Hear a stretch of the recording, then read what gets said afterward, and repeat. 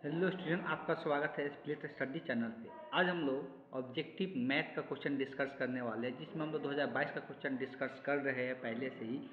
इसके पहले हम लोग 2023 और 2024 का क्वेश्चन डिस्कस कर चुके हैं। अगर आप उसके वो वीडियो नहीं देखे हैं तो आपको इस चैनल पे एक प्लेलिस्ट मिलेगा मैथ रिवीजन क्लास के नाम से। उसमें जाइएगा तो आपको सब लाइन बाय लाइन वीडियो देखने को मिल जाएगा। तो ये 22वां पार्ट है। इसके पहले हम लोग 21 पार्ट कंप्लीट कर चुके हैं। चलिए चलते हैं, हम लोग आज का डिस्कशन स्टार्ट करते हैं। जो पहला क्वेश्चन है, इसमें क्रॉस और डॉट दोनों करना है। यहाँ पर क्रॉस प्रोडक्ट भी करना है और डॉट प्रोडक्ट। जब भी एक साथ क्रॉस और डॉट दोनों आता है तो पहले काम क्या करना है, क्रॉस का करना है, बाद में डॉट का करना है। पहले क्या करेंगे, क्रॉस प्रोडक्ट निकालेंगे। तो पहले ये दोनों सदिश का हम क्रॉस निकाल लेंगे। क्रॉस निकालने का तरीका हम लोग को पता है कि किस प्रकार से निकाला जाता है। ये बता भी दिया गया है कि दो सदिश का घटक के रूप में दिया रहता है तो हम लोग क्रॉस प्रोडक्ट किस प्रकार से निकालते हैं। तो इसको हम लोग डिटर्मिनेंट मेथड से निकालते हैं। ठीक है, पहला रो में हम लोग पहला रो में आई जे के लिख देते हैं। दूसरा रो में क्या करते हैं, इसका जो पहला वाला सदिश होता है उसका घटक लिखते हैं। तो आई जे के का घटक लिखना होता है, आई के आगे और जे के आगे कुछ भी नहीं लिखा था। इसका मतलब क्या होता है कि 1 होता है। तो 1 1 4 हो जाएगा। कितना हो जाएगा, 1 1 4 हो जाएगा। अब यहाँ पर दूसरा सदिश का घटक लिखते हैं, 3 1 7 हो जाएगा। 3 1 7 हो जाएगा। इसमें आई जे के नहीं, सिर्फ घटक आएगा। अब इसी को सॉल्व करते हैं तो ये ए क्रॉस बी निकल के आता है। डिटर्मिनेंट सॉल्व करने के लिए हम पहला रो को लेते हैं। तो पहला लाइन को हटा दिया जाता है, ये चारों को गुना करके लिखा जाता है। तो 7 में 1 से गुना होगा तो 7, -1 में 4 से गुना होगा तो 4 हो जाएगा। फिर दूसरा लिया जाता है, दूसरा एलिमेंट यहाँ पर माइनस जे कैप होता है। पहला प्लस, दूसरा माइनस, फिर तीसरा प्लस में। तो ये लाइन हट जाएगा तो 1 4 3 7 बचेगा। तो 1 में 7 से गुना होगा तो 7, और 3 में 4 से गुना होगा तो 12 हो जाएगा। अभी प्लस क्या हो जाएगा, के कैप हो जाएगा। तो ये लाइन हट जाएगा तो ये चारों बचेगा। तो 1 में 1 से गुना होगा तो 1, और 3 में 1 से गुना होगा तो 3 हो जाएगा। यहाँ से सिंप्लीफाई करेंगे तो ये कितना, 7 में 4 घटेगा तो 3 आई कैप बचेगा। 7 में से 12 घटेगा तो -5 बचेगा। आगे में माइनस है तो माइनस माइनस प्लस 5 हो जाएगा तो 5 जे कैप हो जाएगा। 1 में से 3 घटेगा तो -2 बचेगा तो -2 के कैप हो जाएगा। तो ये दोनों का क्रॉस निकल गया। और जब क्रॉस निकल गया तब उसके साथ क्या करना है, इसके साथ डॉट करना है। इसको 2 आई कैप प्लस 3 के कैप के साथ डॉट करना है। 3 आई कैप प्लस 5 जे कैप -2 के कैप। इसका डॉट करना, डॉट करने का तरीका बता दिया गया है कि आई वाला घटक के साथ आई का गुना करना है, जे वाला के साथ जे का करना है, के वाला के साथ के का करना है। तो इसमें आई का घटक 2 है, इसमें आई का घटक 3 है। तो क्या हो जाएगा, 2 गुना 3 हो जाएगा, प्लस जोड़ते चलना है। इसमें जे नहीं है, जब ने नहीं रहता तो इसका घटक क्या होता है, 0 होता है। और इसमें जे का घटक कितना है, 5 है। तो 0 गुना क्या हो जाएगा, 5 हो जाएगा। प्लस इसमें के का घटक कितना है, 3 है। इसमें देख के आगे माइनस साइन के साथ लिखना है, कितना है, -2 है तो -2 लिखेंगे। तो ये 3 गुना का 6, ये 0 में गुना होगा तो 0 हो जाएगा। तो इसका कोई मतलब नहीं बनता है। 3 में -2 से गुना होगा तो -6, 6 में 6 घटेगा, ये क्या हो जाएगा, 0 हो जाएगा।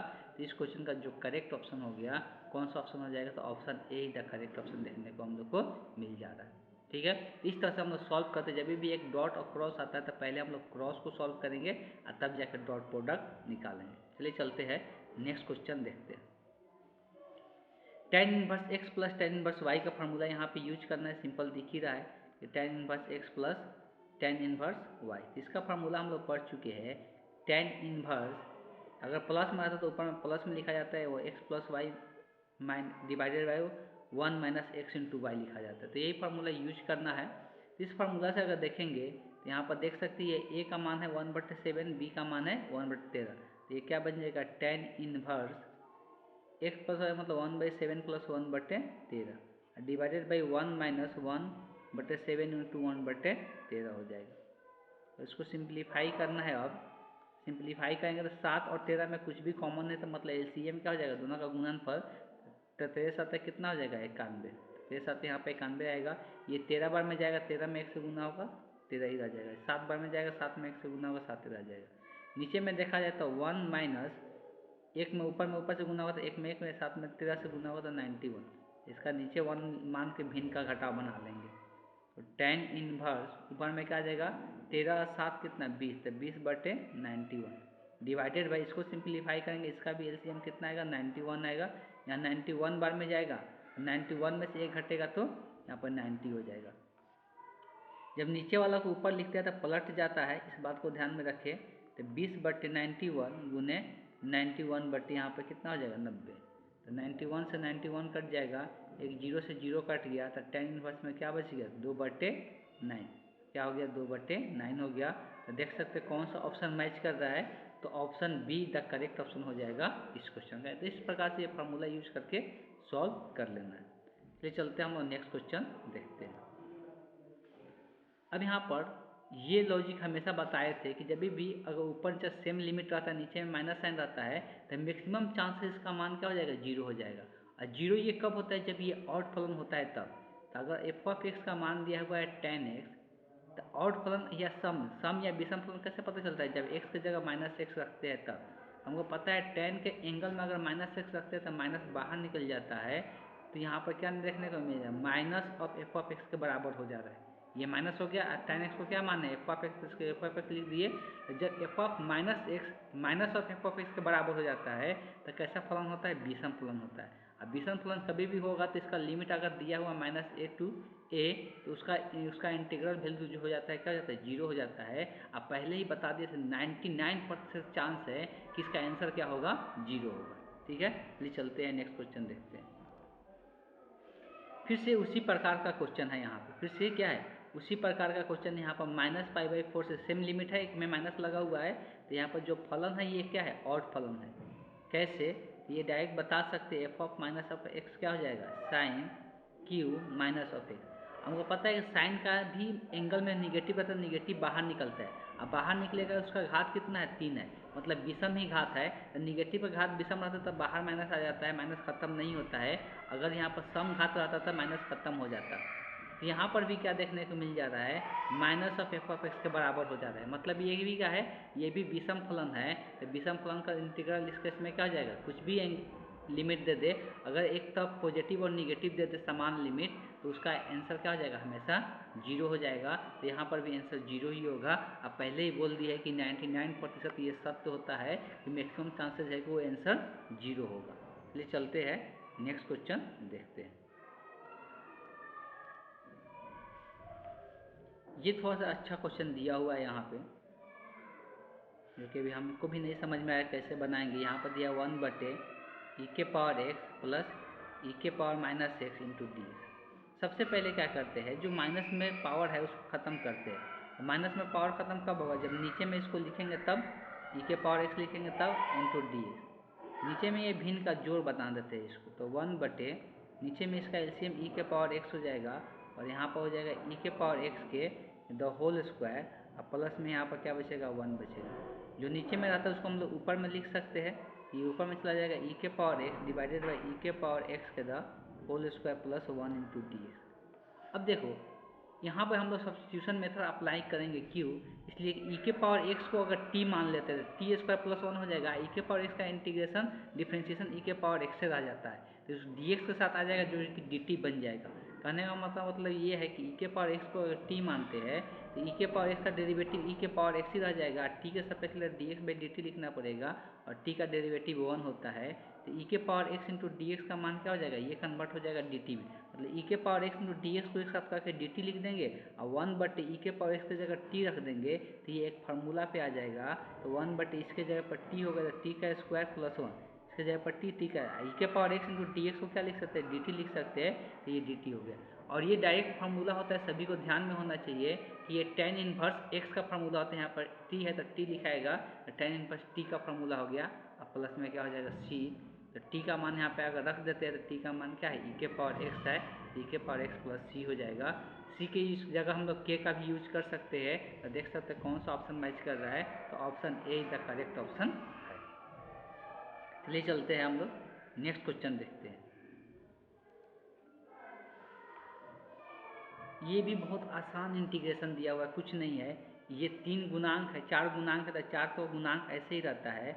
e⁻x का डेरिवेटिव जो होता है e⁻x का इंटीग्रेशन जो होता है ये हम लोग पढ़ते हैं कि e⁻x से रह जाता है और बोलते से कि ax भी रहेगा। तो जो x अगर रैखिक रूप में है x का घात अभी भी 1 है तो जो गुणांक होता है उससे क्या हो जाता है यही इंटीग्रल रह जाएगा, सिर्फ गुणांक से क्या हो जाता है भाग हो जाता है। यहाँ e के पावर कितना है 3x है तो e के पावर 3x ही रह जाएगा, सिर्फ x का गुणांक 3 है, 3 से क्या हो जाएगा, भाग हो जाएगा। और 1 का इंटीग्रेशन सभी को पता होना चाहिए कितना होता है, x होता है, और प्लस में क्या ऐड कर देना है, k ऐड कर देना। तो ये क्या आ गया, 4/3 e⁻³ plus x plus k। कौन सा ऑप्शन में ऐसा है, तो देख सकते हैं ऑप्शन बी में है, option be the correct option हो जाएगा इस क्वेश्चन का। बहुत आसान आसान सा क्वेश्चन दिया हुआ है, बस पहले का रिवीजन आप करते आ रहे होंगे, अगर लाइन से वीडियो देखते आ रहे हैं तो फिर आपको कोई दिक्कत नहीं होने वाला है। ये भी बहुत बार क्वेश्चन पूछ दिया आप तो, ये 3 तो गुणांक है, रूट एक्स का इंटीग्रेशन बार बार पूछा था, रूट एक्स का मतलब होता है इसका पावर कितना, 1/2।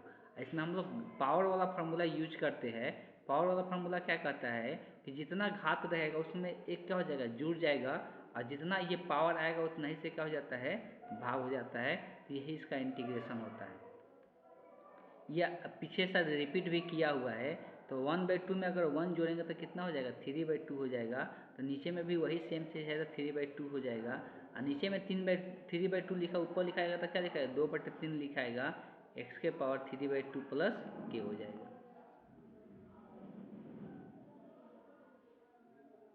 ठीक है, अब यहाँ 3 से 3 कट जाएगा, तो ये क्या आ जाएगा, 2x के पावर 3/2 प्लस k हो जाएगा। तो ये इस क्वेश्चन का आंसर हो जाएगा। आप मैच कर सकते हैं कौन सा ऑप्शन मैच कर रहा है, तो option A the correct option हो जाएगा। चलिए चलते हम लोग नेक्स्ट क्वेश्चन देखते हैं। ये भी डायरेक्ट फार्मूला पर ही है, इसमें भी कुछ नया नहीं है, बस फार्मूला याद होना चाहिए। तो ये किसका इंटीग्रल फार्मूला होता है, तो ये कॉस साइन इनवर्स का होता है। किसका होता है, साइन इनवर्स का होता है। तो इस फार्मूला का बात करते हैं,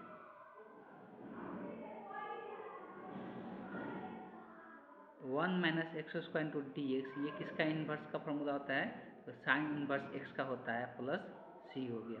बहुत सिंपल है, डायरेक्ट फार्मूला ही पूछा है, तो option be the correct option हो जाएगा इस क्वेश्चन का। चलिए चलते हैं हम लोग नेक्स्ट क्वेश्चन देखते हैं। अब यहाँ पे देख, यहाँ पे अगर बात किया जाए, हम एक फार्मूला जानते हैं, कौन सा, 1/x² प्लस 1 इंटू dx, इसका इंटीग्रल फार्मूला होता है tan इनवर्स x होता है, प्लस c। या ऐसे लिखा रहे x² plus a² into dx, तो इसका यहाँ पर a² हो गया, 1 की जगह a² हो जाता है, तो 1/a tan inverse x/a plus c होता है। तो यहाँ पे हम लोग 1 है तो 1 वाला यूज करेंगे, लेकिन यहाँ x² नहीं देके क्या दिया हुआ है, 4² दिया हुआ है। क्या दिया हुआ है, 4x² दिया हुआ है। देखो 4 को लिखने का तरीका है, 2 के द होल स्क्वायर लिख सकते हैं, 2x के द होल स्क्वायर, अलग अलग स्क्वायर करेंगे तो 2 का स्क्वायर 4 हो जाएगा, x का स्क्वायर x² हो जाएगा, और प्लस 1 को 1 रहने देते हैं। तो बताए थे यहाँ x रिप्लेस, यहाँ पर क्या हो रहा है, x रिप्लेस कर रहा है 2x से। x किससे रिप्लेस कर रहा है, 2x से, ना कि पावर वाला रिप्लेस नहीं कर रहा है। जहाँ पर 2 है पावर, x रिप्लेस कर रहा है 2x से, तो हम सेम इंटीग्रल फार्मूला यूज कर सकते हैं, बोलते ना। यहाँ पर x की जगह सिर्फ क्या है, 2x है, तो 2x लिखेंगे। अब बशर्ते क्या करना है, x के गुणांक से, इसमें x का गुणांक कितना है, 2 से भाग कर देना है, प्लस क्या हो जाएगा, c हो जाएगा। तो 2 से ये 2 कट जाएगा, तो क्या बन जाएगा, tan इनवर्स। इस पैटर्न में बहुत सारे क्वेश्चन देखने को मिल रहा है, c यूज करिए या k यूज करिए, कुछ भी यूज कर सकते हैं। तो कौन सा ऑप्शन मैच कर रहा है, तो option see the correct option है इस क्वेश्चन का। चलिए चलते हैं नेक्स्ट क्वेश्चन देखते हैं। यहाँ पर देखा जाए तो यहाँ पर कुछ नहीं करना है, बहुत सिंपल सा इंटीग्रेशन दिया हुआ है। यहाँ पर cos square plus sine square, दोनों का योग कितने के बराबर होता है, 1 के बराबर होता है। तो ऊपर में आ गया 1, नीचे में क्या है, cosec x है, तो cosec x हो गया इंटू dx। और ये किसका उल्टा होता है, तो साइन का उल्टा आता है, तो यहाँ क्या बन जाएगा, sin x इंटू dx बन जाएगा। और साइन का इंटीग्रल फार्मूला होता है -cos x, तो -cos x प्लस क्या हो गया, k हो जाएगा।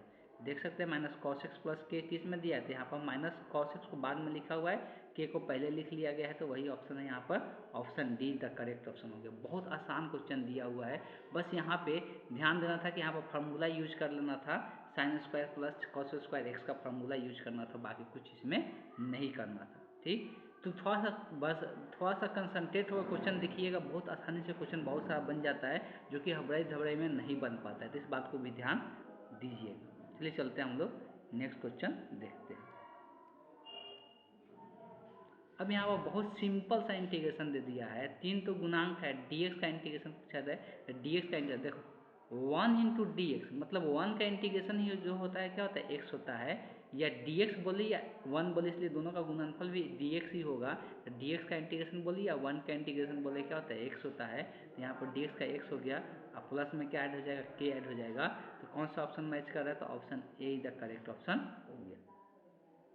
बहुत साधारण सा क्वेश्चन दिया था, इसमें कुछ नहीं करना था। अब यहाँ पर भी ये डायरेक्ट फार्मूला ही पूछा है डेरिवेटिव, ये डेरिवेटिव बता भी दिया गया कि a के पावर x का जो डेरिवेटिव होता है क्या होता है, a के पावर x ही रह जाता है, इससे बसरते क्या होता है log a लग जाता है, जिसका बेस जो होता है e होता है। इस बात को ध्यान, इसका इंटीग्रेशन फार्मूला भी होता है, इसको भी ध्यान ही में रखा जाए कि इसमें भी a के पावर x ही इंटीग्रेशन आ जाता है, बस बसरते कि इसमें भाग होता है log a से भाग हो जाता है प्लस के। तो दोनों को दोनों ध्यान में रखा जाए, इंटीग्रेशन पूछेगा तब भाग होगा और डिफ्रेंशिएशन पूछेगा तो log a से गुणना होगा, बस यही चीज़ें ध्यान में रखना है, तो गलती होने का चांसेस बढ़ जाता है।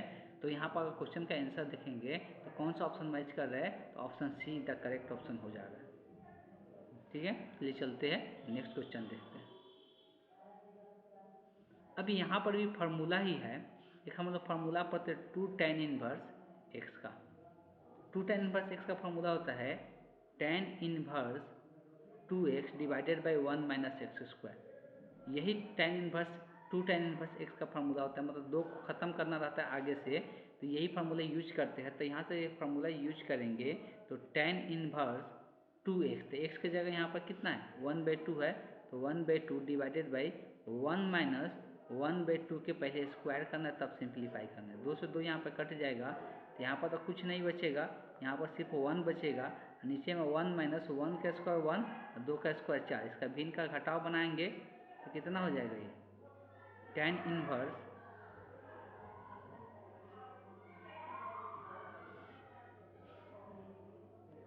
tan इनवर्स 1 बाई, नीचे का एलसीएम जो होगा ये 4 होगा, और ये 4 बार में जाएगा तो 4 माइनस 1, तो ये इसको सिंप्लीफाई करेंगे तो क्या हो जाएगा tan इनवर्स 1/3/4 हो जाएगा, ये ऊपर जाएगा तो पलट जाएगा, तो tan इनवर्स क्या बचेगा 4/3 हो जाएगा।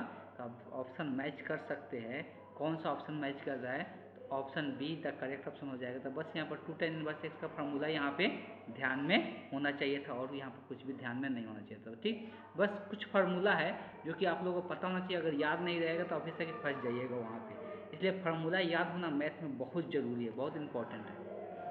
अगला क्वेश्चन पे आते हैं, तो 2 घटनाएं स्वतंत्र होते हैं, तो ये लिखवा भी दिया गया है, यदि ए तथा बी स्वतंत्र है, तो स्वतंत्र का कंडीशन क्या है, जब ए इंटरसेक्शन बी का प्रयिकता जो होता है P of A into P of B के क्या होते हैं, बराबर होते हैं, P of A into P of B के बराबर होते हैं। तो कौन सा ऑप्शन मैच कर रहा है, option see the correct option हो गया। चलिए इसी के साथ आज का सेशन हम कंप्लीट करते हैं, नेक्स्ट क्लास में हम लोग आगे का क्वेश्चन डिस्कस करेंगे।